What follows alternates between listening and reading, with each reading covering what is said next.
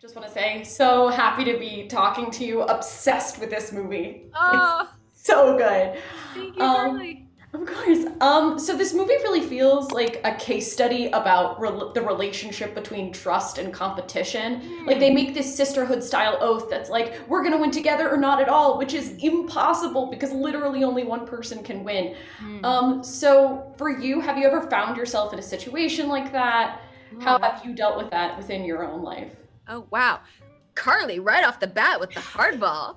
First of all, I just have to say, like that's really amazing analysis that I haven't heard before that I really like boiling it down to trust and competition. It is sort of this prisoner's dilemma movie, that is best exemplified in the scene where they are having that dance off and they both have, Kate says we could both stop at the same time and to see what's going to happen. Are they going to trust each other and stop at the same time or sabotage each other? Okay, in my own life, my goodness, I'm just trying to answer as honestly as I can. I was always competitive growing up. I don't know if I ever had a moment of real sabotage or trust issues within that competition. I think I grew up playing a lot of team sports. If anything, the hardest sport for me was when I played tennis growing up, and that when you're playing singles tennis, you can't blame anyone but yourself when you miss the shot. So that was less about trust subverted and more just trust in yourself, I suppose. Not doubting yourself before the shot. Absolutely. No, that totally makes sense. So you directed and wrote this movie.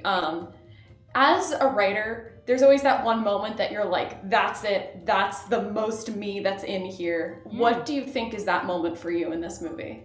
I think it's probably kind of an unexpected answer, but it will be a bit of a spoiler for anyone who hasn't seen the movie. But since you have the scene where Kate comes into the room after she has just discovered her scholarship has been revoked, and she feels like the entire world is rigged against her. And for me, that's probably the scene that's the most me, if you will. It's its own. I like to, when we were editing it, I would call it my mini horror movie. It's like this little sort of genre movie moment that I really love and I'm really proud of. That's great. Yeah, no, it really does have that like horror movie feel. You're like, oh, what's gonna happen? I know. So the dance world is a really cutthroat community where people are all in it for themselves, but they're also trying to help each other to a Mhm. certain degree. In filmmaking in Hollywood, how do you balance that competition and helping others out?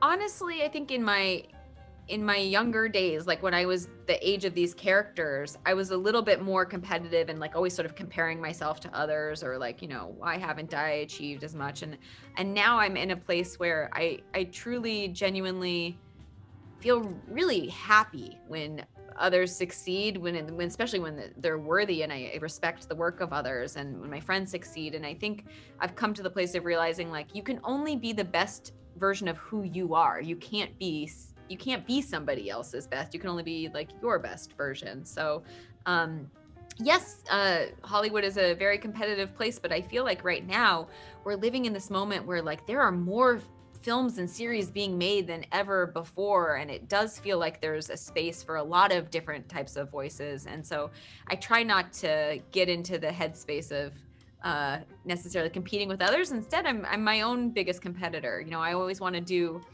push myself to do something more challenging than I did the time before.